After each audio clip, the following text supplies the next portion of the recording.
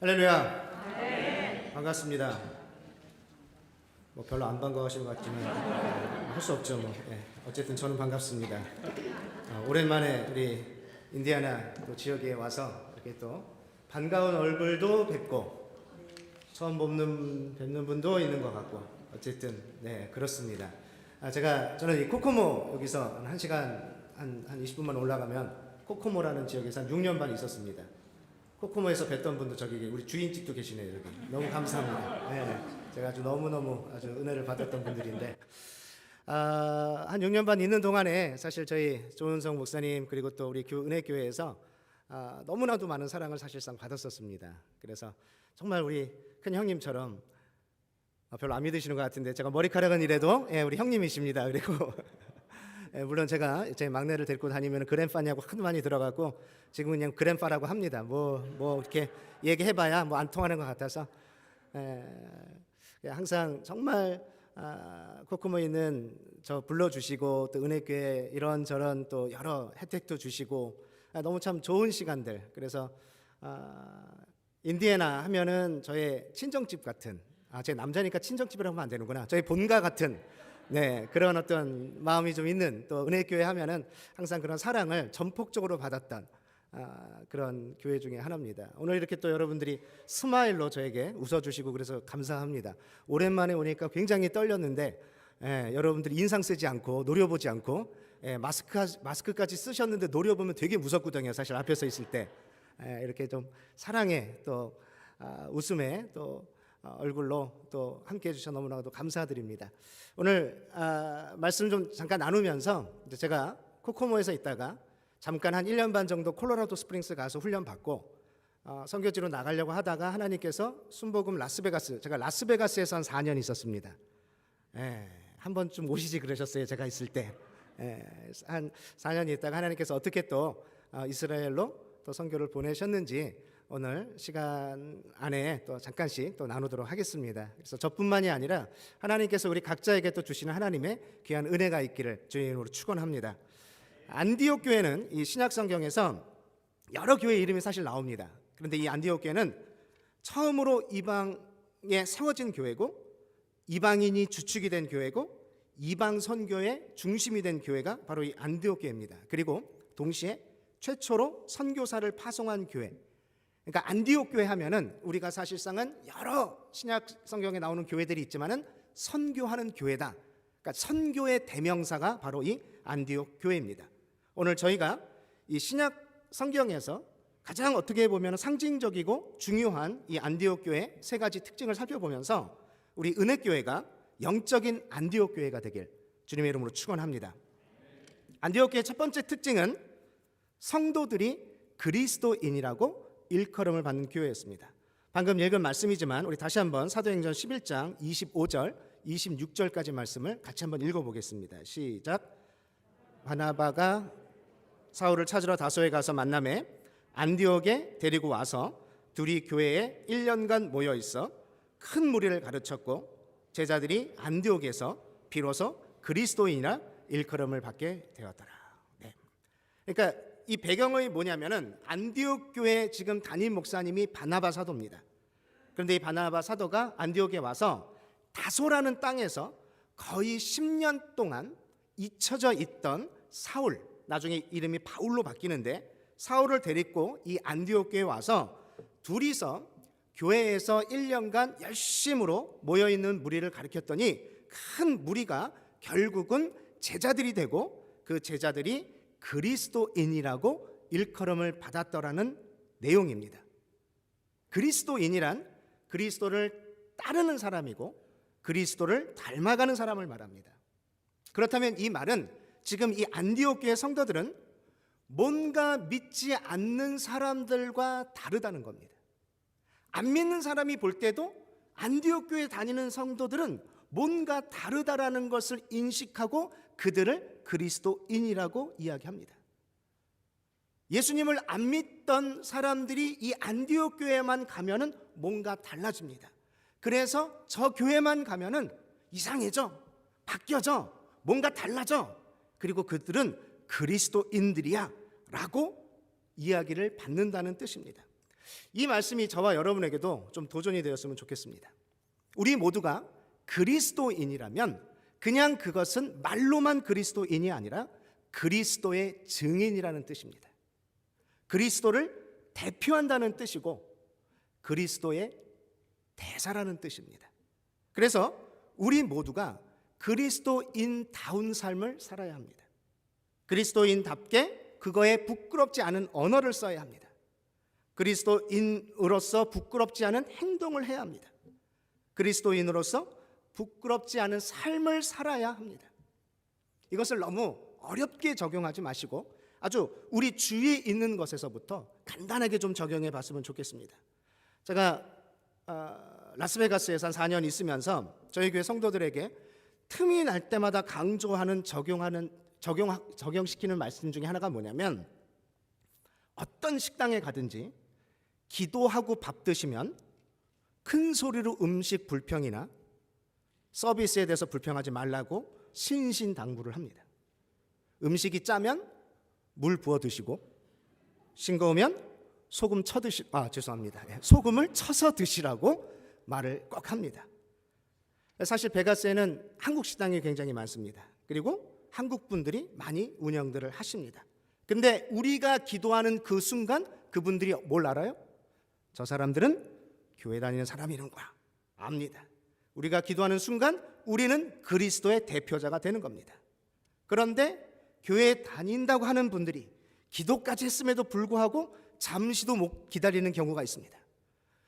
바쁜 거 알면서도 사람 부르고 뭐 갖고 와라, 왜 음식이 싱겁냐, 짜냐, 밥이 어떻다 계속 컴플레인 하시는데, 제가 기도하고는 그렇게 하지 말라고 해요. 그렇게 하고 싶으면 차라리 기도를 하지 말든가, 내가 그리스도인이라는 사실을 아무에게도 알리지 마라 해서 그냥 드시고 컴플레인 하시든가, 기도하셨으면 그냥 나온 대로, 늦으면 늦은 대로 그렇게 하시라고 신신당부를 드립니다. 왜냐? 조금 손해보더라도 그리스도의 얼굴에 먹칠하시지 말라고 합니다. 큰 소리로 음식이 짜다 싱겁다 불평하고 조금 기다린다고 화내고 큰 소리로 사람 부르고 그러면 우리가 욕을 먹는 것이 아니라 하나님이 욕을 먹는다. 그래서 아무리 서비스가 안 좋아도 팁도 두둑하게 주라고 합니다. 그리고 다시는 그 집 안 가도 된다고, 싫으면. 제가 그래서 신신당부하는 것 중에 하나가, 정말 식당에서 기도하고 그렇게 할 것 같으면 저한테 목사님이라고 부르지 말고 사장님이라고 부르라고 했어요. 목사님으로 불렀으면은 거기서 조금 손해도 보고 희생도 하고 양보도 하시라는 말씀을 드렸습니다. 작은 것이지만은 우리가 우리 삶 속에서 내가 그리스도인 것을 보여주셨으면 좋겠습니다. 구별돼야 합니다. 우리가 그리스도인이라면 구별돼야죠. 달라져야 되죠. 때로는 상대방의 그 영혼을 위해서 손해도 보고 양보도 하고 희생도 할 줄 알아야 합니다. 왜 그렇습니까? 우리는 이 땅에 소망을 두고 사는 사람이 아니라 하늘나라에 소망을 두고 사는 사람이기 때문에 그렇습니다. 여러분들이 주위 사람들에게 그리스도인이라고 불려지시길 주의 이름으로 축원합니다. 그래서 그리스도인답게 사시길 주의 이름으로 부탁을 드립니다. 역시 은혜교회 다니는 성도들은 뭐가 달라도 달라 라는 말을 들으시기를, 아멘, 주의 이름으로 축원합니다. 안디옥교회의 두 번째 특징은 차별이 없는 교회였습니다. 사도행전 13장 1절 말씀 한번 같이 읽어보겠습니다. 시작. 안디옥 교회에 선지자들과 교사들이 있으니 곧 바나바와 니게르라는 시몬과 구레네 사람 루기오와 분봉한 헤롯의 젖동생 마나안과 및 사울이라. 지금 이게 어떤 명단이냐면은 안디옥 교회를 지금 이끌고 있는 지도자, 교사들의 명단입니다. 우리가 면면히 간단하게만 살펴보면 바나바 하면 우리가 사실 잘 압니다. 사도행전에도 나오고 부자고 자신의 재산을 팔아서 다 사도들 앞에 드리었던 착한 사람이고 성령과 믿음이 충만한 사람이라고 성경에 나와 있습니다. 교회 지도자로서 조금도 손색이 없는 사람입니다. 그런데 그 다음 이름이 니게르라고 하는 시몬이라고 합니다. 이건 무슨 이름이냐면은 흑인분의 라틴식 이름을 말합니다. 그 다음이 구레네 사람 루기오라는 말은 아프리카 흑인이라는 뜻입니다. 사실 지금도 흑인분들은 차별이 있습니다. 근데 당시는 어땠을까요? 사실 당시는 더 많은 차별이 있었습니다. 그런데 이분들의 이름이 지금 교사와 선지자 명단에 있는 겁니다. 이 안디옥 교회는 교회 지도자를 세우는데 차별이 없었던 것입니다. 그 다음에는 분봉한 헤롯의 젖동생 마나엔이라고 합니다. 헤롯 왕자의 놀이 친구를 말합니다. 헤롯이 어렸을 때 혼자 자라니까 그냥 어떤 아이 한 명을 데리고 와서 서로 놀게 하는 그런 놀이 친구 중에 하나라고 볼 수 있습니다. 그런데 사실 유대인들에게는 이 사람을 매국노로 여겨지고 있습니다. 그러한 사람이 교사로 선지자 명단에 올라갑니다. 사울은 우리가 너무나도 잘 아는 사람이죠. 나중에 바울로 변하지만은 학식이 너무나도 풍부한 사람, 예수님을 믿기 전까지 기독교인들을 아주 무섭게 핍박했던 사람입니다. 그런데 이 모든 사람들의 이름이 안디옥 교회 선지자와 교사 명단에 있다라는 겁니다. 이것을 통해서 알 수 있는 것은 안디옥 교회는 예수님 이름으로 하나가 된 교회입니다. 인종차별이 없었고 빈부나 학식으로 인한 차별이 없는 교회였습니다. 우리 은혜교회 역시 차별이 없는 교회가 되어야 합니다. 잘 살고 못 살고가, 많이 배웠고 적게 배웠고가 중요하지 않습니다. 우리 모두는 그리스도 안에서 하나가 된 사람들입니다. 주 안에서 그래서 우리는 한 형제라고 이야기하고 한 자매라고 이야기합니다. 한 식구입니다. 모두가 하나로 연합하는 교회가 되시길 주의 이름으로 축원합니다. 자, 세 번째 마지막 특징은 안디옥 교회는 성령의 음성을 듣고 순종하는 교회였습니다. 계속해서 2절, 3절 말씀 함께 읽겠습니다. 시작. 금식할 때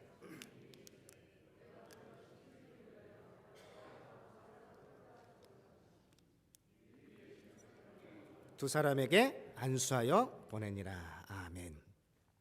안디옥 교회는 성령께서 말씀하시는 것을 듣는 교회였습니다. 근데 단순하게 듣는 것만이 아니라 무슨 말씀을 하시든지 그 말씀대로 순종하는 교회였습니다. 사실 때때로, 사실 많은 경우에 주님이 하시는 말씀이 내 생각과 다를 때가 참 많이 있습니다. 이해가 안 되기도 합니다. 사실 이 안디옥 교회 지금 상황을 봐도 그렇습니다. 지금 안디옥 교회 상황은 누구를 보낼 시기가 아닙니다. 바울과 바나바가 안디옥에 와서 1년간 열심으로 사역했습니다. 열심히 목회하면서 가르쳤습니다. 그러니까 아주 큰 성장이 이루어졌습니다. 1년이 지나니까 아주 큰 무리가 모이기 시작했다고 말을 합니다. 이제 막 자리를 잡아간 겁니다. 무리들이 모이기 시작합니다. 하지만 더 성장할 수 있는 교회입니다. 이제 더 큰 부흥이 일어날 수 있는 상황입니다. 그런데 이 와중에 성령께서 두 사람을 따로 세우라고 합니다. 다른 사람도 아닌 담임 목사급의 두 분을 따로 세우라고 하십니다. 그리고 보내라고 하십니다. 이 말을 들었을 때 사실 안디옥 교회 성도들은 노할 수 있었습니다. 충분히 무시할 수 있었습니다. 잘못 들었다고 할 수 있습니다. 우리가 자주 그렇게 하잖아요, 그렇죠? 우리가 싫으면 이건 잘못 들은 거야, 이건 아닐 거야, 설마 하나님이 이렇게 하시겠어라고 할 수 있었습니다. 이해가 안 되니까, 우리 생각과 우리 상식에 어긋난다고 충분히 불순종할 수 있었습니다. 지금 우리 교회가 이렇게 부흥하고 성장하고 있는데 그 핵심 역할을 하는, 그 중추 역할을 하는 이 두 사람을 지금 어떻게 보냅니까? 말도 안 되는 이야기라고 할 수 있었습니다. 하지만 안디옥 교회는 성령의 말씀에 순종합니다. 바울과 바나바를 따로 세우고 금식하고 기도하고 두 사람에게 안수해서 선교사로 보냅니다. 그렇습니다. 지금 안디옥 교회는 성령의 음성을 잘 듣기만 하는 것이 아니라 그 음성에 순종하는 교회였습니다. 그리고 이 순종으로 인해서 지금 저와 여러분이 오늘 이 자리에 있다고 저는 생각을 합니다. 그들의 순종으로 갈라디아로 갑니다. 갈라디아에서 나중에는 유럽으로 넘어갑니다. 유럽에서 나중에 대서양을 넘어서 미국까지 복음이 전해졌고, 그 미국에서 태평양을 건너서 조선 땅에까지 120여 년 전에 이 땅에 복음이 전해졌고, 그리고 사실 우리가 그 믿음의 유산으로 오늘 이곳에서도 예배를 드리고 있는 것입니다. 이 교회의 작은 순종이 기독교의 역사를 바꾸게 된 것을 우리가 볼 수 있습니다. 내 생각으로는 이해가 되지 않지만, 내 상식으로는, 내 경험으로는 이해가 되지 않지만 하나님이 말씀하실 때에 그 말씀에 순종했다라는 것입니다. 기독교는 이론이 아닙니다. 우리는 실천의 종교입니다. 우리가 전심으로 주님을 섬기고 성령의 음성에 민감하다면 때로는 나의 경험과 상식에 어긋나도 그 말씀에 순종해야만 합니다.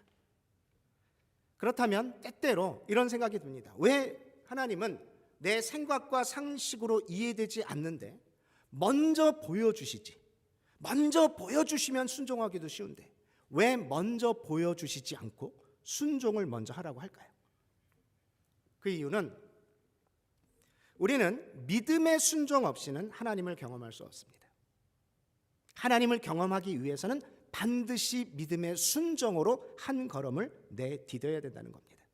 주님을 신뢰하는 믿음으로 한 걸음 한 걸음 내디뎌야 하나님의 기적을 경험할 수 있는 것입니다. 사실 성경에 나오는 모든 인물이 그렇습니다. 보여주시고 먼저 말씀하시지 않으셨습니다. 말씀하시고 그들이 순종할 때 결국은 하나님을 경험했습니다. 아브라함이 그랬습니다. 모세가 그랬습니다. 기드온이 그랬습니다. 모든 성경의 인물에게 사실상 하나님이 이해되지 않고 상식에 어긋나고 때로는 어이가 없지만 말씀하셨을 때 그들이 순종합니다. 그리고 그 순종을 통해서 하나님의 기적을 경험하는 것을 볼 수 있습니다. 그들이 대단한 것이 아니라 평범한 그들을 통해 하나님이 그들을 그렇게 만드신 것을, 순종을 통해서 역사하신 것을 우리는 성경을 통해서 볼 수 있었습니다. 그래서 귀로만 듣는 하나님이 아니라 이제는 내가 경험하고 내가 보는 하나님을 만나게 된 것입니다. 다른 사람이 말하는 하나님이 아니라 내가 경험한 하나님을 말할 수 있는 것입니다. 나의 순종으로 나타난 결과입니다. 하나님이 저와 여러분을 어느 순종의 자리로 부르실 것입니다. 그 자리가 어떤 자리인지 잘 모르겠습니다. 사람마다 다 다를 겁니다. 모두를 목사와 선교사로 부르시지 않으셨습니다. 여러분이 있는 그 자리에서 그리스도인으로서 사시고 차별이 없는 사람이 사시고 하나님의 은혜를 알고 하나님이 말씀하실 때 순종으로 나아가시는 여러분이 되시길 주의 이름으로 축원합니다. 때로는 우리의 생각과 경험으로 이해되지 않습니다. 그런 것을 말씀하십니다. 내가 옳음에도 불구하고 용서하라고 하시고 먼저 손 내밀라고 하시고 먼저 전화하라고 하시고 먼저 사랑하라고 하시고 내가 잘못하지 않았음에도 나보러 사과하라고 하시고 그럴 때 순종하십시오. 그래야 하나님의 기적을 경험하시게 될 겁니다. 우리는 그리스도인입니다. 달라야 합니다. 구별되어야 합니다. 이 땅이 마지막 인생으로 살아가는 사람이 아닙니다. 그것이 있다면 오늘 좀 손해보고 희생하고 헌신할 수 있는 그러한 삶이 되기를 주의 이름으로 축원합니다. 이 순종과 관련돼서 저도 여러분에게 좀 간단하게 좀 간증 하나를 좀 드렸으면 좋겠습니다. 말씀드린 대로 이제 저는 코코모에서 한 6년 반 있다가 이제 콜로라도 스프링스에서 한 1년 반 있었습니다. YM이라고 유스 리더 미션이라는 곳에서 훈련을 좀 받고 사실 이제 선교사로 나갈 마음이 좀 있다가 여러 상황이 좀 안 됐었어요. 그리고 이제 순복음 라스베가스 교회에서 부목사로 행정 목사로 불러서 이제 그곳에서 사역을 하게 됐습니다. 그러다가 작년 6월 정도쯤에서 이제 청빙이 왔어요. 뭐 괜찮은 도시였습니다. 또 교회도 뭐 괜찮은 교회였고, 그래서 이제 부목사로 있었으니까 이제는 내가 담임을 좀 하면서 이제 목회를 좀 해야겠다라는 생각을 좀 했었습니다. 그래서 이제 저희 담임 목사님에게, 선기구년 담임 목사님에게 이제 사임하겠다고 작년에 말씀을 드렸습니다. 12월에 그만두겠다고. 이제 텀이 좀 필요하고 또 후임도 구해야 되니까. 그래서 담임 목사님이 가만히 이제 제 얘기를 들으시더니 저희 담임 목사님이 아주 선교에 본인이 선교사로 나가시려고 했는데 하나님께서 이제 장인 어른이 있는 교회에 와서 암으로 돌아가시고 다시 이제 후임으로 오셔갖고 사역을 하시는데 너무너무 선교에 열정이 있으신 분이에요. 그래서 매년마다 한 3-4번을 단기 선교를 나가실 정도로 선교에 완전히 열심히 있으신 분인데 제가 이렇게 말하는 거 가만히 들으시더니 그렇게 물어보시는 거예요. 제가 볼 때 목사님 가정은 하나님이 선교사로 부르신 것 같은데, 선교사 가정으로 부르시는 것 같은데 왜 선교를 안 나가고 또 목회를 하시려고 합니까? 한번 좀 기도해 봤으면 좋겠습니다 얘기하시더라고요. 담임 목사님이 기도하자고 하는데 안 돼요 이럴 수는 없어서 네 하고 나왔는데 저는 이미 불순종하기로, 이거는 말도 안 되는 얘기로, 이거는 아닐 거야라는 어떤 결심을 사실상 했습니다. 제 나이가 지금 몇인데 제가 작년까지 49이었습니다. 놀래시는데 뭐 49에 아이가 당시에 14살, 11살, 8살이니까 어리죠. 그리고 이제 제 아내가 간호사로 있었어요. 그 베가스에서 잘 벌고 있었습니다. 그래서 뭐 가더라도 은퇴연금 받으면서 가면 되지, 뭐 나중에라도 가지, 이런 식의 이제 생각들을 하면서 지금은 아니라고 생각했어요. 그래서 이거는 그냥 바로 노하려고 했는데, 기도하자고 하셨으니까 이틀 기도하는데, 기도하면 할수록 계속 마음에서 부담이 있는 거예요. 아 진짜 왜 이러지 하면서 이제 그때까지 아내한테 얘기를 안 하다가 아내한테 얘기는 해야 될 것 같아서 이야기를 했습니다. 그래서 똑같이 얘기했어요. 여보, 괜찮은 도시고 괜찮은 교회고 다 준비되어 있고. 그래서 이제 청빙이 왔는데 담임 목사님한테 얘기했더니 선교를 가라고 하네. 자기 어떻게 생각해?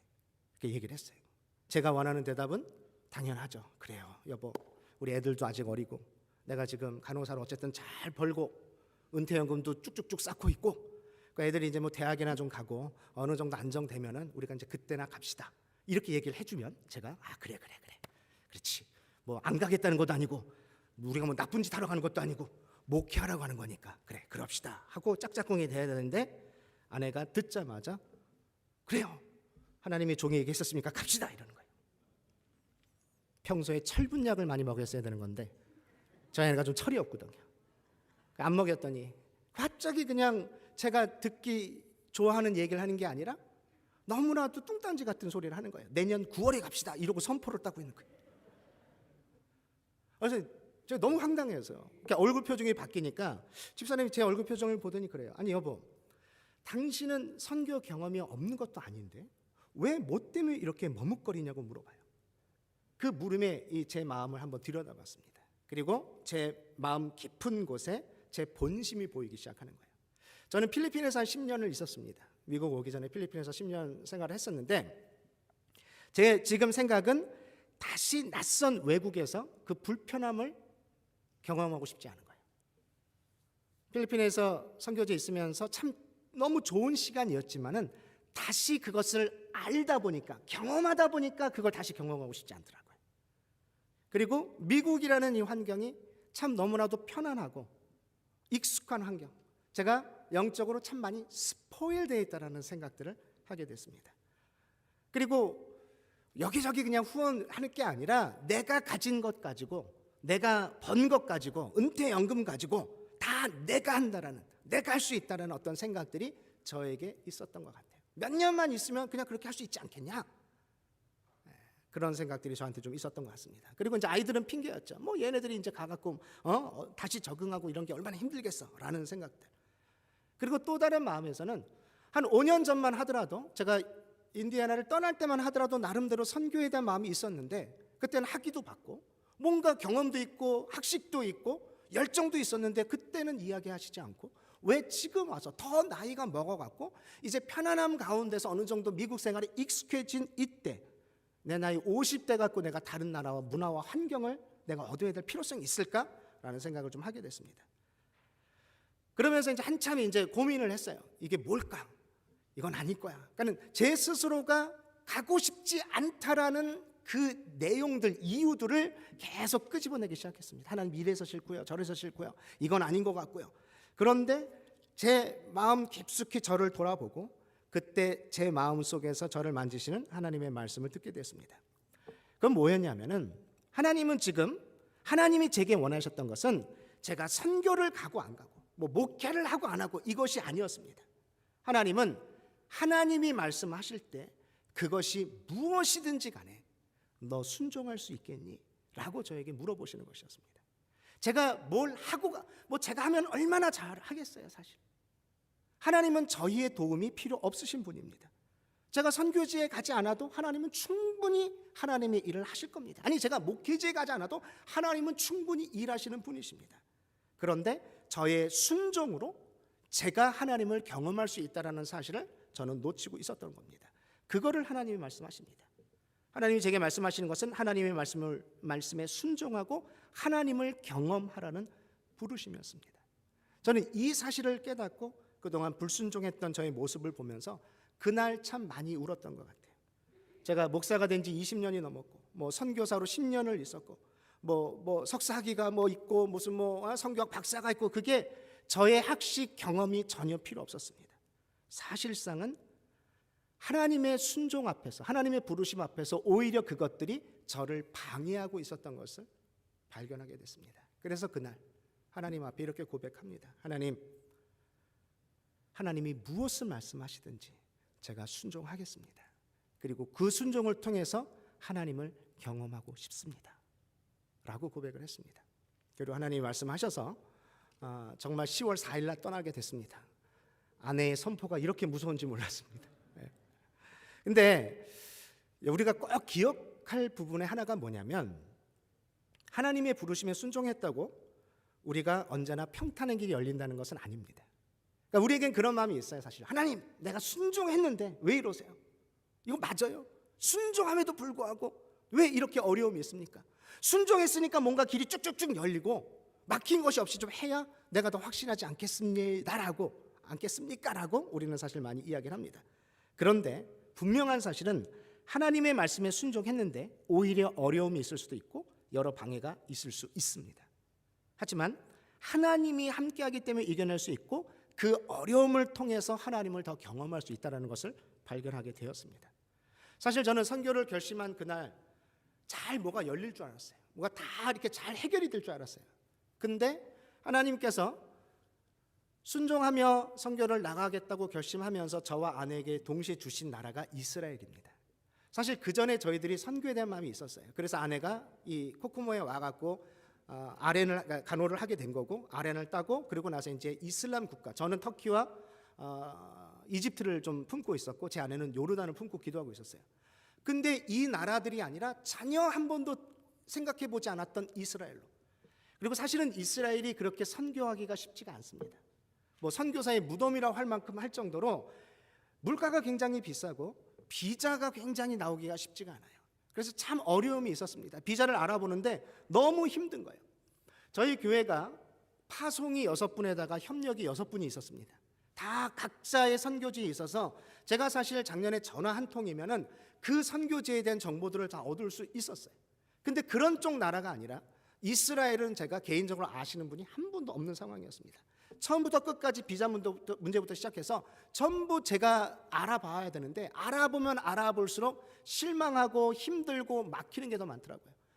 그래서 좀 화가 났어요. 좀 불평이 생겼습니다. 하나님, 저는 하나님 앞에 선교를 간다고 하면은 좀 하나님이 되게 어여삐 여기시고, 야 그래 네가 그 목회 자리에 안 가고 선교 간다고 하니까 야 너 참 장하다 야 해갖고 뭔가 쭉쭉쭉 열어주실 줄 알았는데 왜 이렇게 힘이 드는지.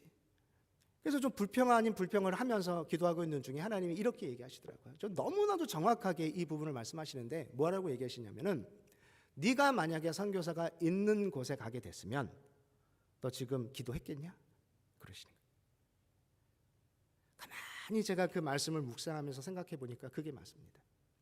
만약에 제가 아는 곳에 누구라도 있는 곳이었다면은 저는 기도보다는 먼저 전화 들었을 겁니다. 그래서 물어볼 겁니다. 그곳에서 어떻게 지내야 되고 뭐 비자는 어떻게 내야 되고 하나부터 10까지 그분이 나의 하나님이 되셨을 겁니다.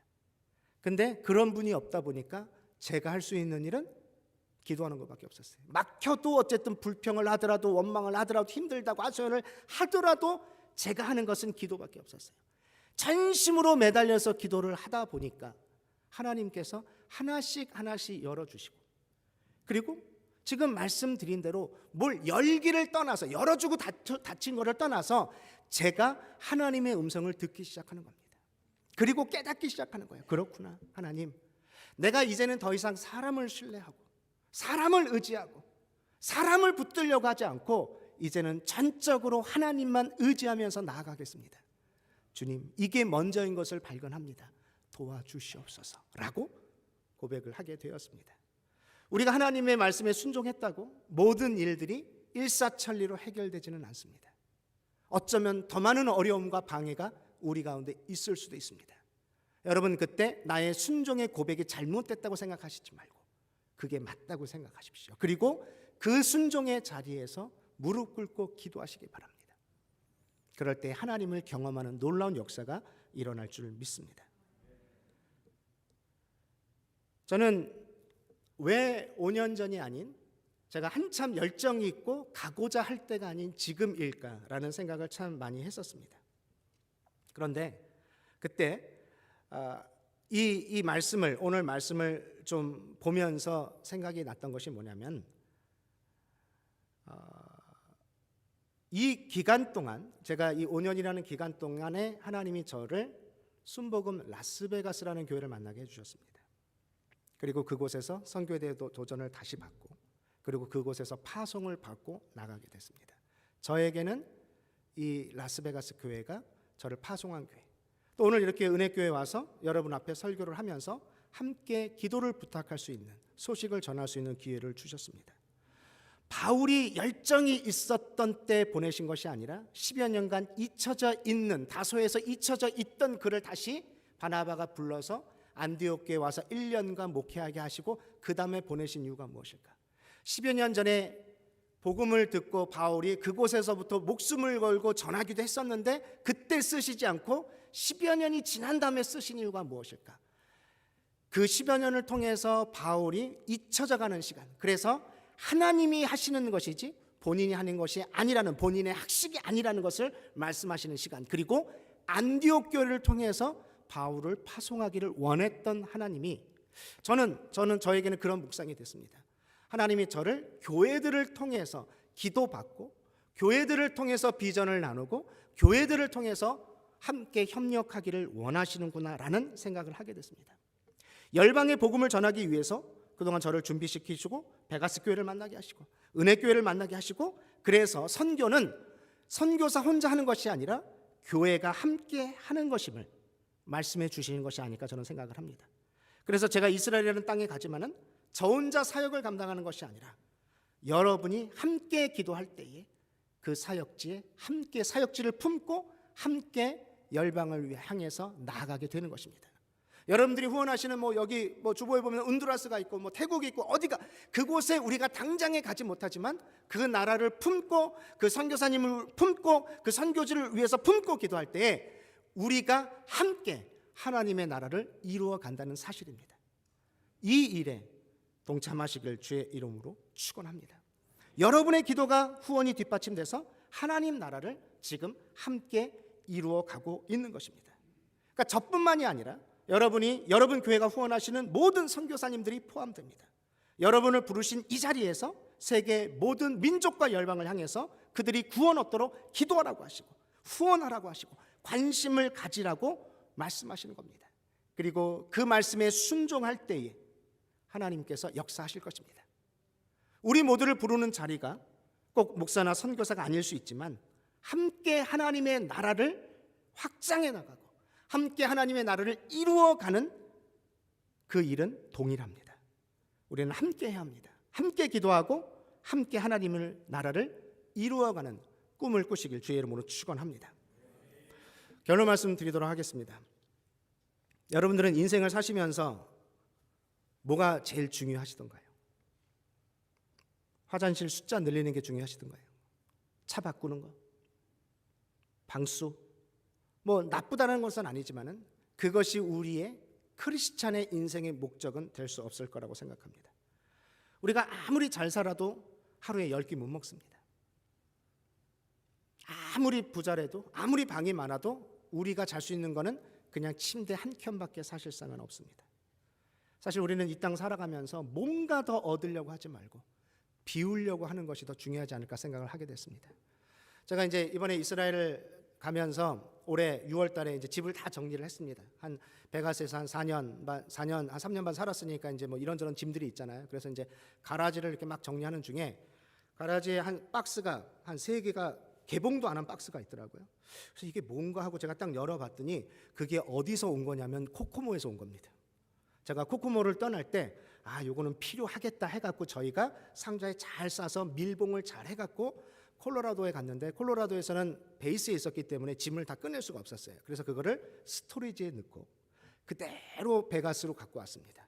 근데 베가스에 있다 보니까 별로 그렇게 사용을 안 했어요. 그래서 3년 반을 그냥 창고에 그대로 묵혀 있다가 꺼내 보니까 이스라엘에 어차피 못 갖고 가요. 그래서 그냥 다 나눠줬습니다. 아깝기도 했지만 어쨌든 못 갖고 가니까. 근데 그때 하나님이 저에게 이런 말씀을 하시더라고요. 내가 혹시 이 땅 살아가면서 결국에는 하나도 못 갖고 갈 거 여기 끌고 가고 저기 끌고 가고 살고 있는 것은 아닌가. 어차피 인생 마지막 날에 아무것도 못 갖고 가는데 벽돌 한 장이라도 갖고 갈 수 있으면 애쓰고 힘써야겠지만 아무것도 못 갖고 가는데 이 짐은 인디애나에서부터 베가스까지 온. 근데 결국은 사용 한 번 못하고 개봉해서 나눠줄 수밖에 없는 거 가지고 내가 여태 산 것은 아닌가 생각을 합니다. 여러분, 우리 인생 뒤돌아볼 때 혹시 그런 거 혹시 있지 않을까요? 애쓰고 힘쓰고 좋은 것 같지만 하늘나라에 갈 때 그거 아무짝에 쓸모 없는 건데도 이 땅에서 그렇게 우리가 애쓰고 힘썼던 것은 아닌가 회개하게 되었습니다. 우리 인생 가운데서 가장 중요한 게 무엇입니까? 저는 이제 선교를 가면서 꿈꾸고 있는 것이 하나 있어요. 뭐 지금 당장에 가서 뭐 했을지 이제 언어 배우는 게 먼저죠. 언어 배우고 할 텐데 이제 나이 50 넘어가 갖고 제가 얼마나 뭘 하겠어요, 사실상.